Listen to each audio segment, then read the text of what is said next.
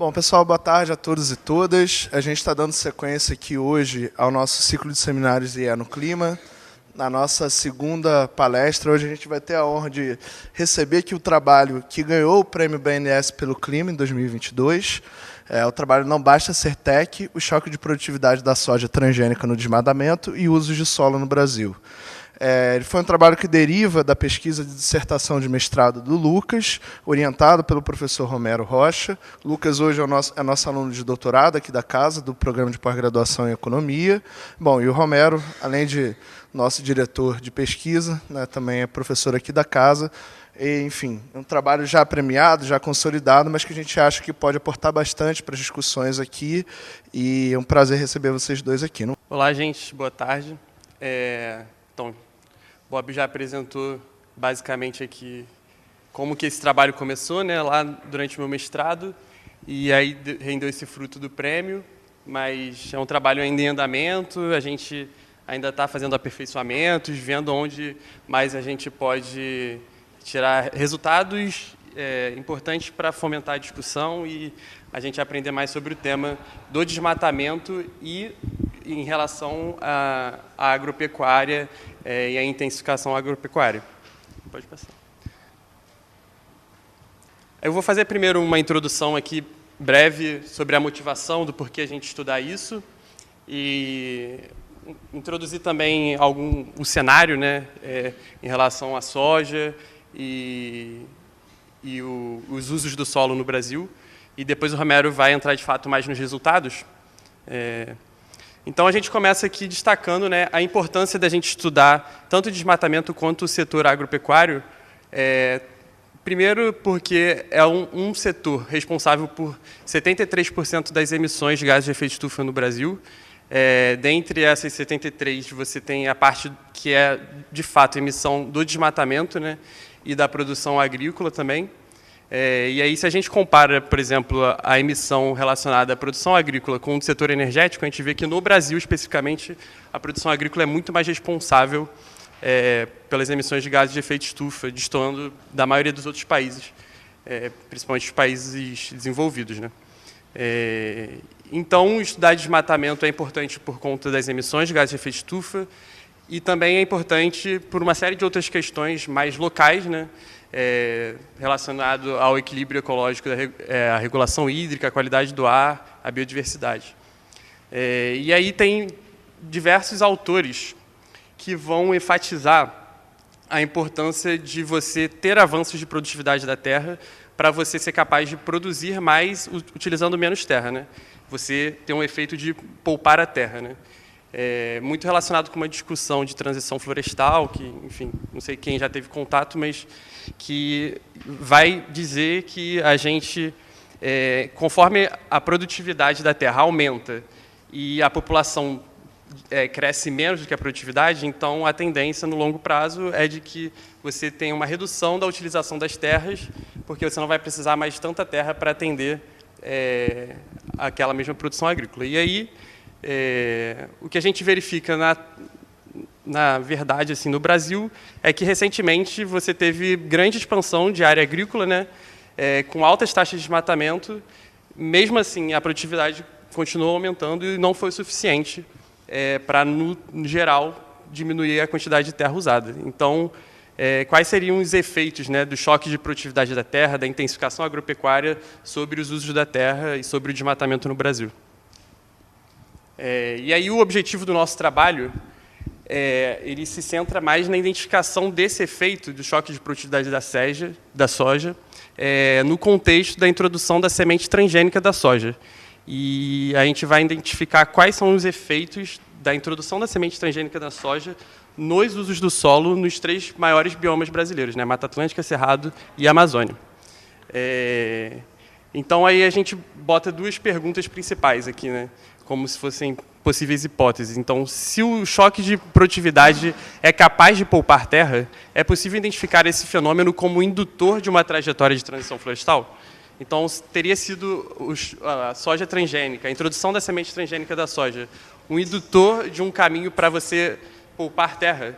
ou então a gente estaria diante de um caso similar a um paradoxo de Jevons da Terra, né? Que aí, no caso, o paradoxo de Jevons vai dizer que o uso mais eficiente de algum insumo vai fomentar ainda mais a utilização desse insumo, porque ele se torna um insumo mais eficiente, então é melhor para usar esse insumo para diversas outras coisas. No caso da terra, se eu consigo produzir mais com aquela mesma terra, então eu posso ter vários incentivos para ocupar mais terra, e aí você vai ter um efeito reverso, né? Você está aumentando a eficiência e aumentando a escala também de utilização. E aí, aqui, resgatando um pouco da revisão da literatura, algumas evidências, né, vão de acordo com esse contexto de você poupar a terra, né? Então, a revolução da soja no Cerrado e o choque de produtividade pelo acesso à energia elétrica teriam diminuído o desmatamento, segundo esses autores. E aí, os ganhos de produtividade poderiam reduzir a necessidade de terra agrícola ao substituir culturas menos rentáveis por outras mais rentáveis, né?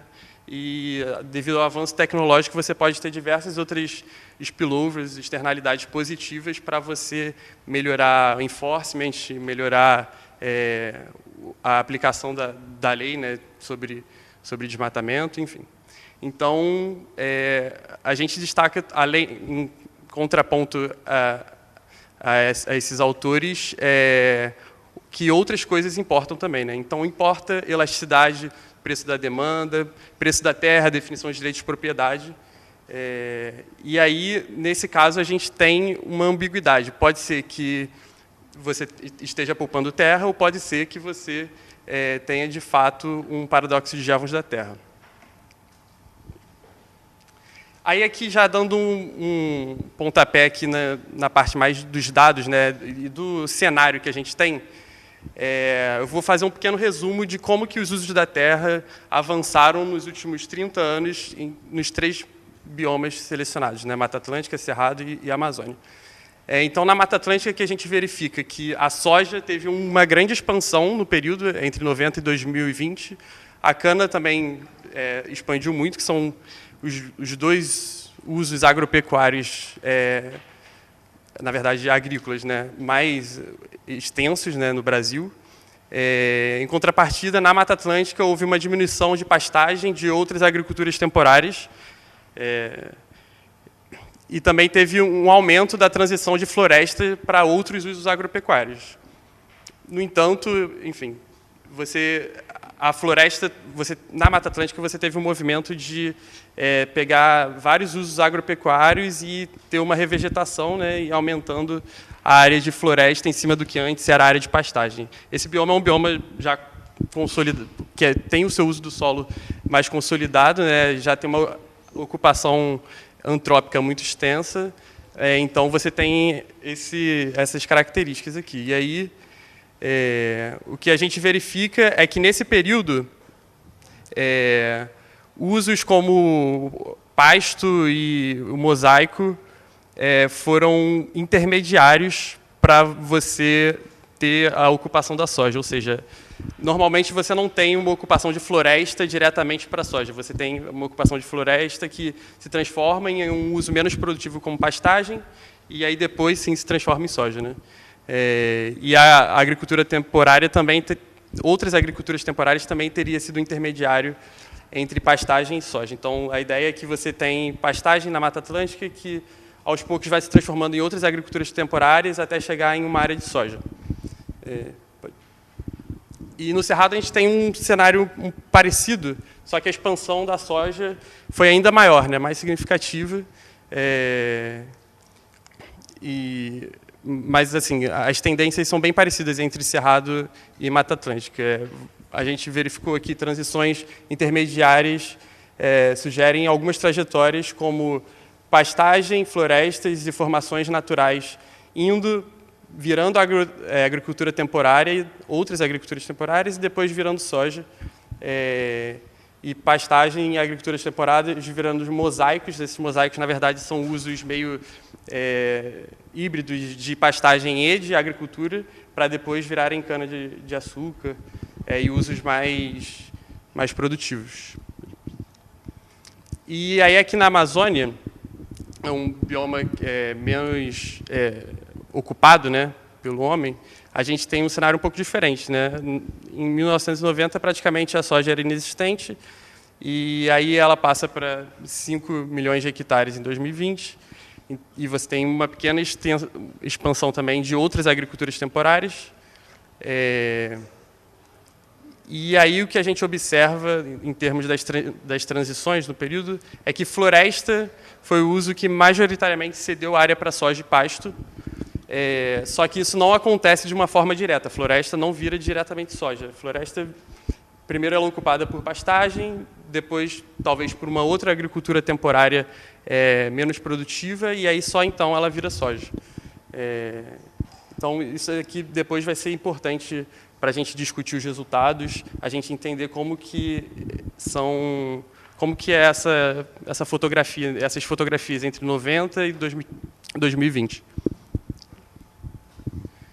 E aí aqui a gente tem, terminando essa parte mais exploratória de apresentar a questão do uso do solo nesses biomas, a gente tem aqui 2 mapas, né, do sul do Brasil, em 85 e 2015, né, e aí a gente pode ver aqui como que houve uma expansão da soja. Nesse caso específico aqui, a soja ela se expande. Você já tinha alguma soja em 1985, e aí ela se expande em áreas, tanto áreas de vegetação natural, quanto em áreas que já eram ocupadas por pastagem por outras agriculturas temporárias. A soja aqui, no caso, é esse roxinho, né? Não tem a legenda ali. A pastagem seria o marrom e outras agriculturas temporárias seriam o amarelo. Então, a gente pode ver aqui uma ocupação generalizada, né? Principalmente no Rio Grande do Sul, no Paraná, no Mato Grosso do Sul. E aqui em São Paulo, mais uma ocupação da cana-de-açúcar, que é esse vermelho. Mas essa ocupação se dando principalmente em áreas que já eram de pastagem ou de outras agriculturas temporárias, né? E aí aqui também o contexto do Mato Piba, né, e do Mato Grosso. Então a gente pode ver aqui a expansão da soja, nesse caso aqui do Mato Piba, se dando em áreas de vegetação natural, né, que são esse verde e o verde mais claro. E aí aqui no Mato Grosso do Sul também, né, a área de soja ocupando áreas de floresta, um pouco de área de pastagem, mas principalmente a área de floresta, né?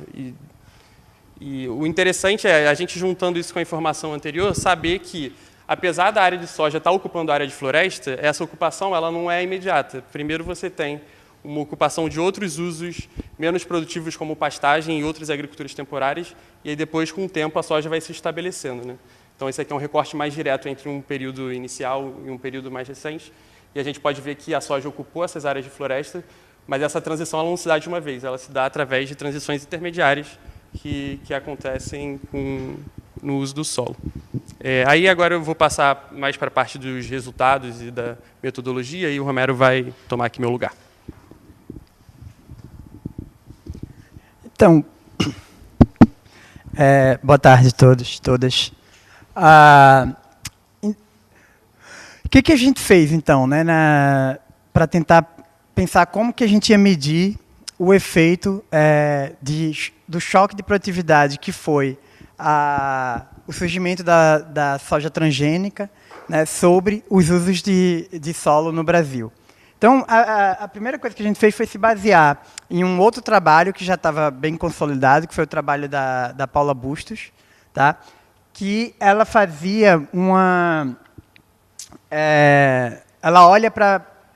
ela compara pixels, ou seja, pedaços de solo, nos quais um possível choque de produtividade nesses pixels iam ter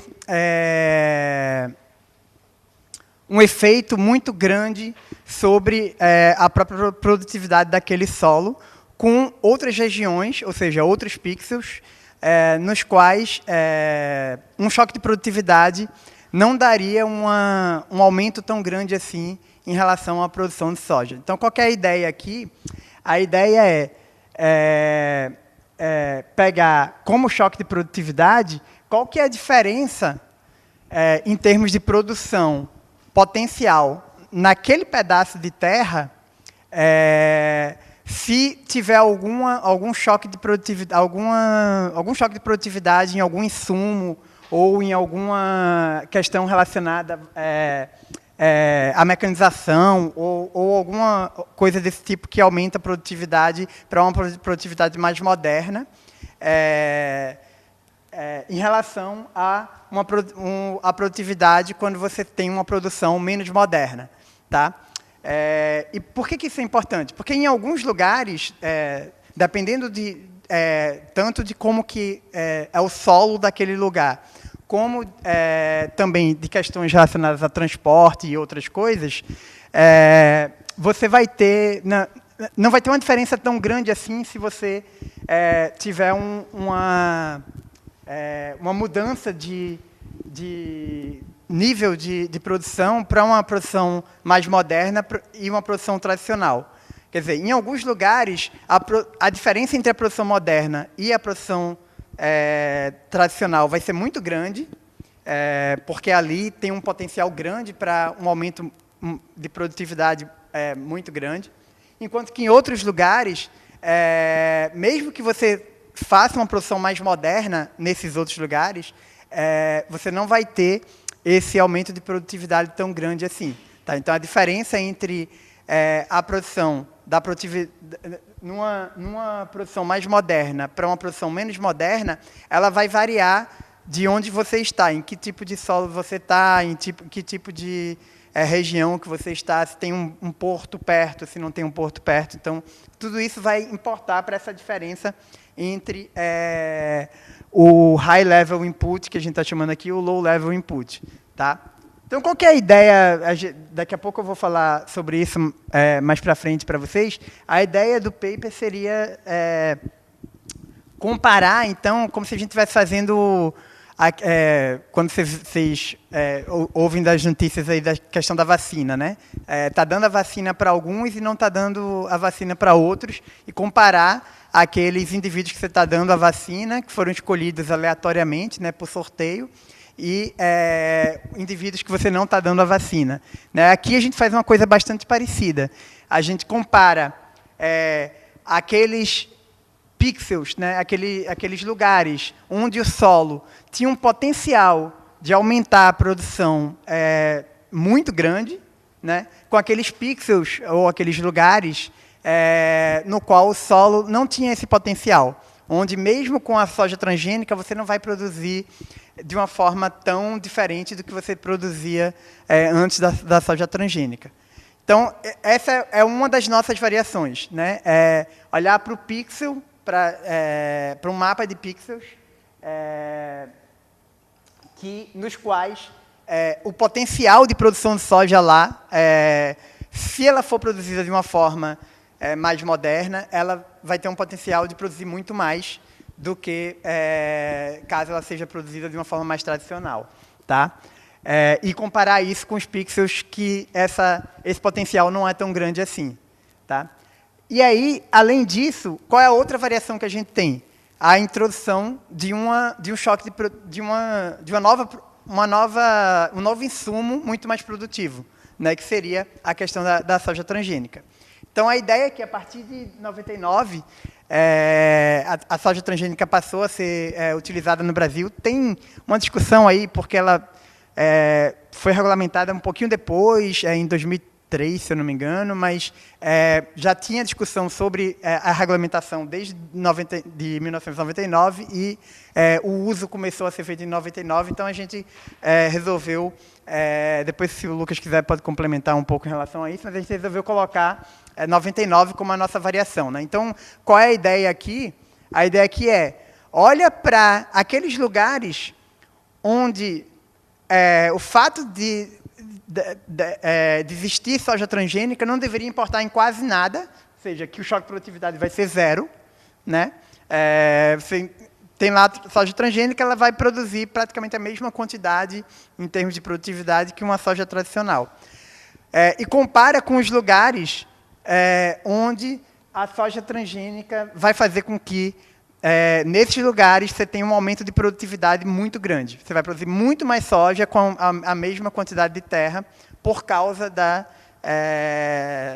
introdução da soja transgênica. Tá? Essa variação foi usada pela Paula Bustos no paper dela, mas para olhar para o efeito sobre outras coisas, e a gente está querendo olhar agora sobre esse efeito do uso do solo no Brasil. Tá? Pode passar.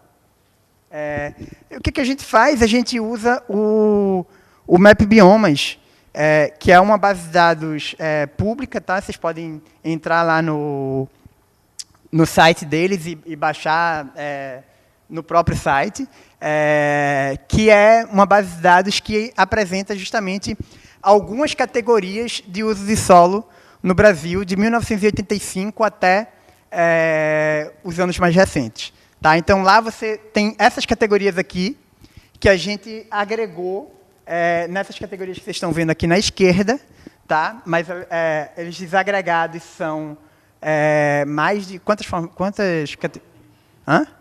Mais de 20 categorias. Né?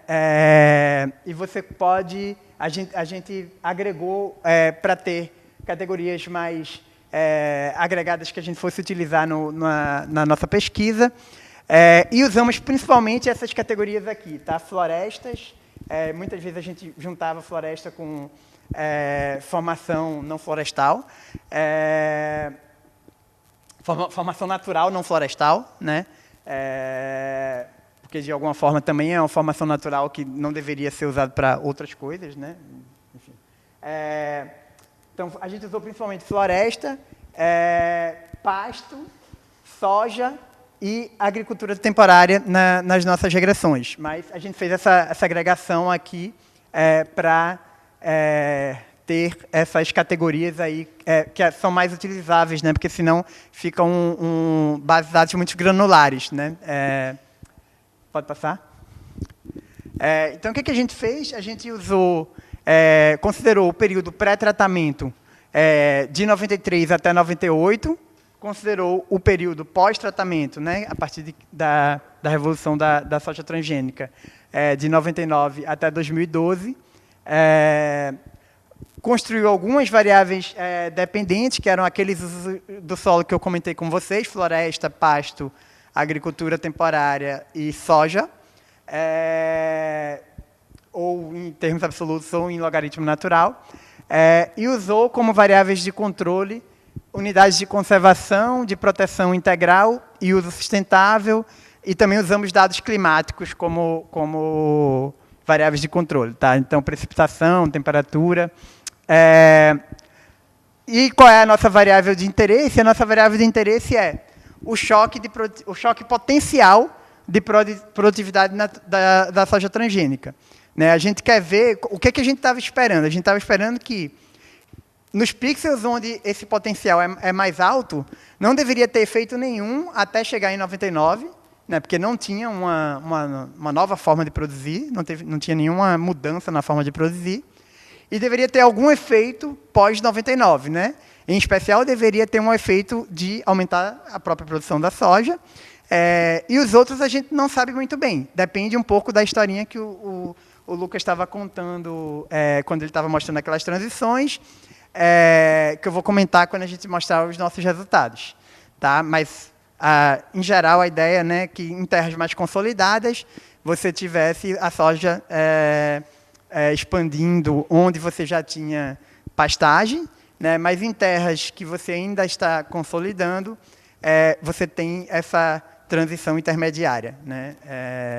Então, você vai ter a soja também expandindo em áreas florestais através dessas expansões intermediárias. Tá? Pode passar? Aí, só para vocês terem uma ideia, aqui essa tabela ficou meio poluída demais, mas só para comentar, a gente está tratando de 3 biomas aqui. Né?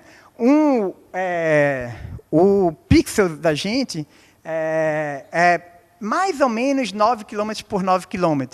Tá? Então, você vai ter ali uma coisa perto de 8.700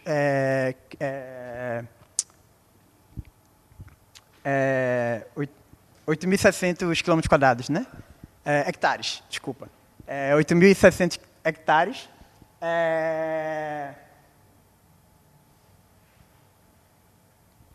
E aí, porque 87 km², que aí seria, né, multiplica por 100 para ter o número de hectares. Então, só para a gente ter uma ideia aqui de como que, em média, um pixel na Amazônia é muito mais floresta do que todas as outras coisas, né? Você tem aqui, por exemplo, só 1,8 hectares de soja, tá? E você tem, antes, né, no período de pré-tratamento, mas você tem um crescimento, né, para 23 hectares de soja no período pós-tratamento. E você tem um pouquinho menos de floresta, né? Então, você vê que aumentou soja e reduziu floresta. Não necessariamente um foi por causa do outro, eu vou mostrar daqui a pouco que foi, né? Mas até só olhando para isso não daria para dizer nada em relação à causalidade.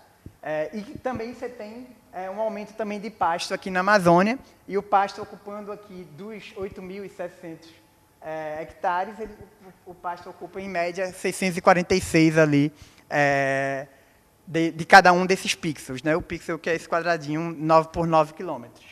Pode passar? No Cerrado, você já vê que tem, mesmo antes, já tinha menos floresta, né? 4.300 e alguma coisa, reduziu também um pouquinho. Já tinha um pouco mais de soja, 143, foi para 378, e o pasto também aumentou um pouquinho, né? Então, em todos os lugares você tem um pouquinho de redução de floresta, aumento de soja e aumento de pasto. Pode passar? Na Mata Atlântica, você já vê bem menos floresta, né? Soja, você vê aqui com o maior valor, né, 237 pré-tratamento, foi para 521, e pasto também, 3... o pasto aqui reduziu, né, na verdade. Na Mata Atlântica, aquele padrão que o Lucas mostrou quando ele mostrou a região sul ali, né?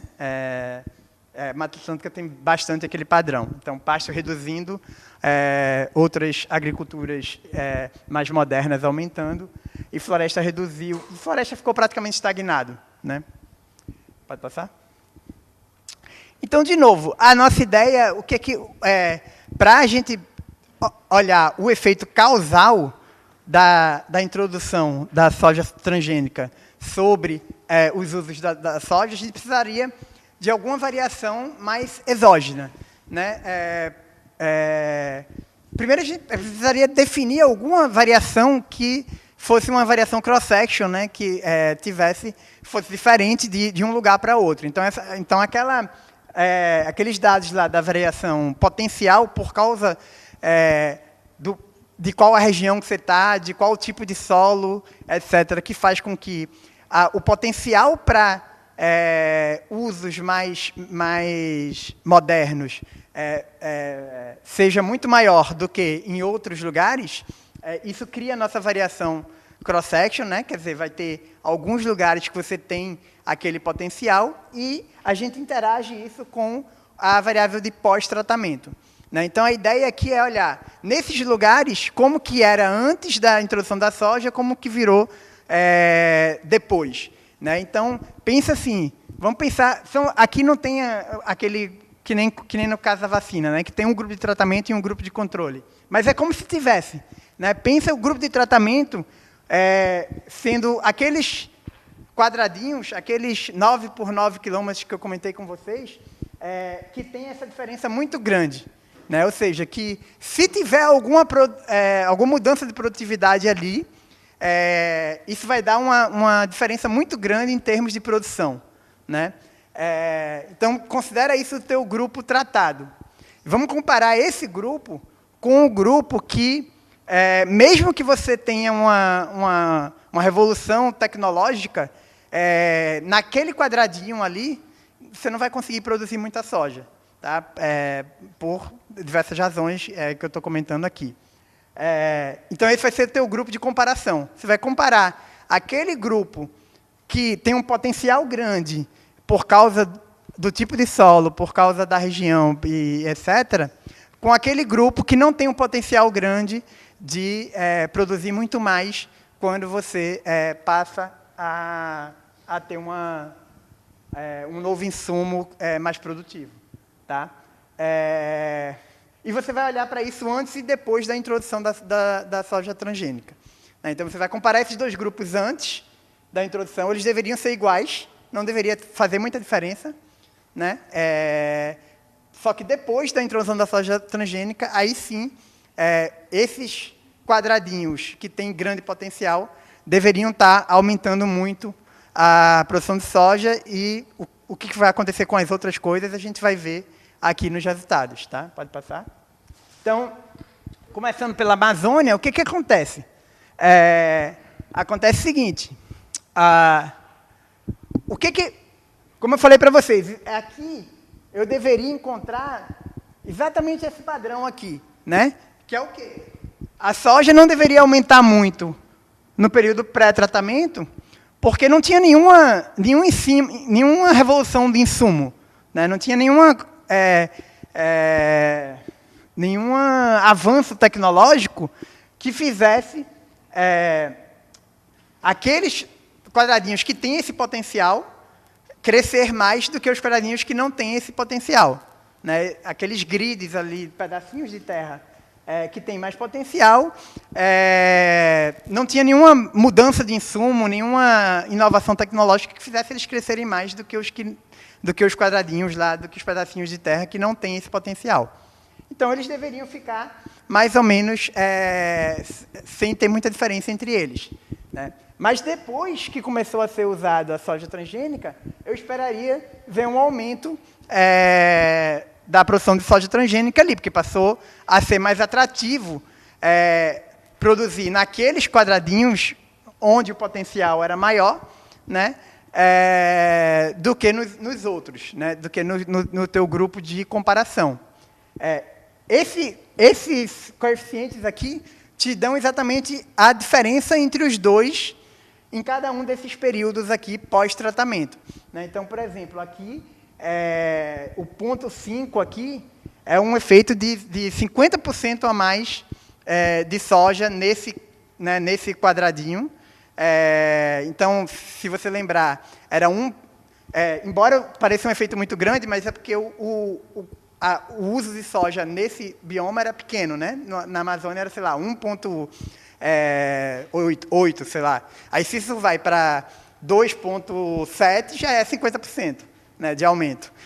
Então, ali naqueles quadradinhos que tinham mais potencial, eles cresceram 50% mais do que os quadradinhos que tinham menos potencial. Provavelmente a soja estava crescendo em todos os tipos de terra, mas eles estavam crescendo mais na terra onde tinha mais potencial. Tá?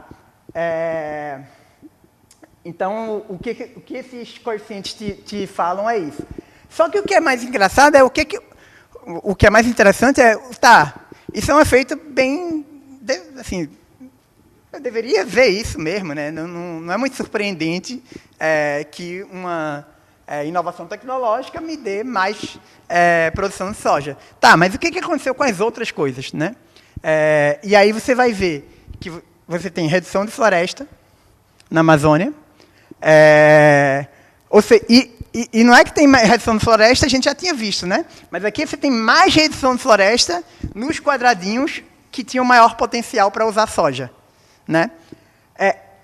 E, além disso, você tem um aumento grande de pasto logo no começo. E você vê que você não tem um aumento tão grande assim de soja no começo. Né? Então, qual é a nossa interpretação disso aqui? É aquela interpretação do que o Lucas estava falando quando ele estava olhando para as transições. Né? A pessoa desmata na Amazônia perde floresta, ela usa para pastagem primeiro e depois ela faz a transição para a soja.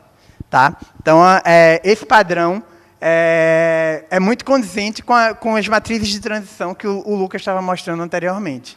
Tá? Pode passar? Se você for olhar tanto no Cerrado quanto na Mata Atlântica, você vai ver um padrão um pouquinho diferente. Por quê? Você não vai ver perda florestal. Tá? Aqui, o que aconteceu? A revolução tecnológica da soja fez aumentar muito a soja também, como era de se esperar, né? Ou seja, a soja aumenta mais nos quadradinhos que tinham um potencial maior do cerrado do que nos quadradinhos que não tinham um potencial tão grande assim no cerrado. Mas a floresta, você não encontra diferença nenhuma em termos de floresta. Né? Ou seja, aqueles quadradinhos que tinham um potencial maior no cerrado de ter mais soja moderna, né? Quando você bota a soja moderna ali, você aumenta muito a produtividade da soja, eles não são tão diferentes, não aconteceu nada muito diferente em termos de floresta com esses quadradinhos comparado aos quadradinhos que o choque de produtividade te daria 0, né? Ou seja, que não te daria muita diferença em produzir soja moderna em relação à soja tradicional. Tá?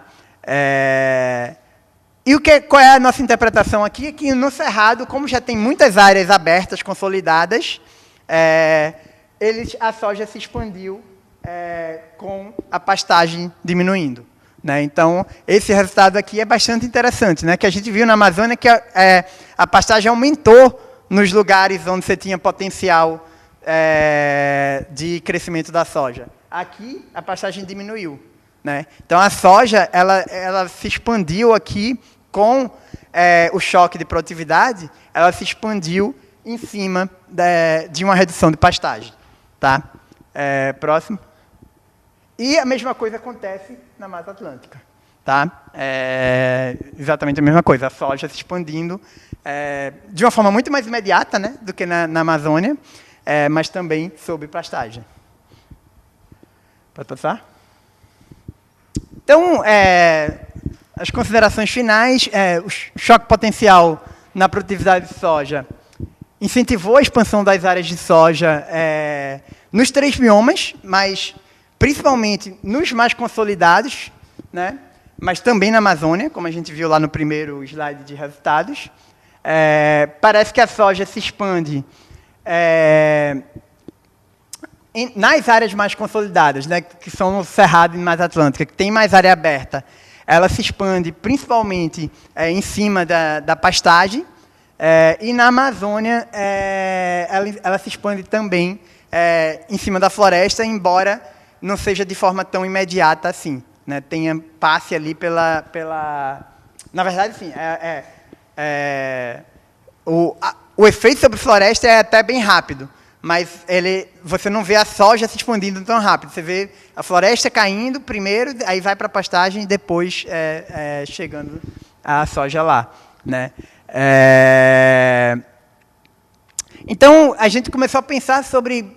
não parece, então, que essa revolução da soja saindo de soja tradicional para soja transgênica, que poderia, né, ter gerado um aumento de produtividade da soja muito grande, causou também transição florestal. Né? O que parece é que, em áreas já consolidadas, tudo bem, não afetou muito as florestas, mas em áreas que não eram tão consolidadas assim, como a Amazônia, por exemplo, ela teve um efeito aí sobre redução de floresta, né? Aparentando uma coisa mais próxima do paradoxo de Jevons. Né? Quer dizer, você aumentou a produtividade da soja, você vai ganhar mais em cada hectare, você vai conseguir plantar mais e ganhar mais em cada hectare de soja plantado, mas mesmo assim você expandiu a soja em cima de floresta. Né? Você não... agora que eu vou conseguir produzir mais na mesma área, eu vou parar de invadir a floresta. Né? Não foi isso que aconteceu. Parece que na Amazônia você tem externalidades negativas. Então, intensificação reduz desmatamento, como os papers a literatura que o Lucas tinha mostrado anteriormente falavam. A nossa resposta é que depende. Né? Pode até ser em determinadas situações, mas numa situação como essa, em que você não tem áreas tão consolidadas, a intensificação pode gerar incentivos para o cara querer desmatar ainda mais, porque ele vai ganhar mais dinheiro ao produzir soja, né? Então, ele vai ter mais um incentivo ali para desmatar. Então, o que é importante, uma coisa muito importante desse resultado é que, se você está incentivando políticas que aumentam a produtividade de uma atividade econômica que é diretamente concorrente à proteção ambiental, você tem que, ao mesmo tempo, fiscalizar bem e acompanhar essas políticas de aumento de produtividade com outras coisas que evitem essas externalidades negativas que a gente viu aqui. E sem contar na discussão do transgênico em si, né? Se discussão ética sobre transgênico ou não, que aí é uma outra discussão. Mas se você pensar sobre aumentos de produtividade geral que podem, né, causar ou não, que poderiam causar intensificação, né? Seja, você produzir em um pedaço menor de terra, ou não, poderiam causar incentivos para você aumentar ainda mais o seu uso da terra em cima de floresta. O que a gente está mostrando aqui é que, como depende, então você tem que sempre acompanhar essas políticas que incentivam o aumento de produtividade com outras políticas que reduzam e mitiguem esse efeito negativo possível, né, que a gente tem verificado em alguns casos nos dados. Tá? Então é isso. Muito obrigado a todos e a todas.